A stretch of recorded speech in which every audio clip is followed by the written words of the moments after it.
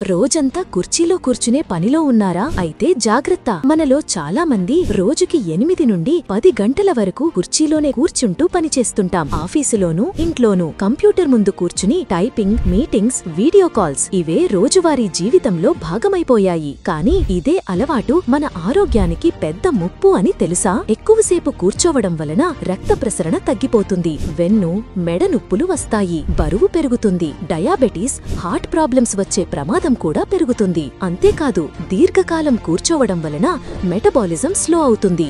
అంటే శరీరం బాగా పనిచేయడం ఆపేస్తుంది. ప్రతి 30-40 నిమిషాలకొకసారి లేచి నడవండి. చిన్న స్ట్రెచింగ్ వ్యాయామాలు చెయ్యండి. నీళ్లు తాగుతూ ఉండండి.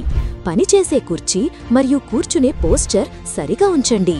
మీ పని ముఖ్యం, కానీ మీ ఆరోగ్యం మరింత ముఖ్యం. రోజుకి కొన్ని నిమిషాల కదలికతోనే ఎక్కువసేపు కూర్చోవడం వల్ల వచ్చే సమస్యలను దూరం పెట్టవచ్చు. మరిన్ని ఆరోగ్య సలహాల కోసం సబ్స్క్రైబ్ చేయండి.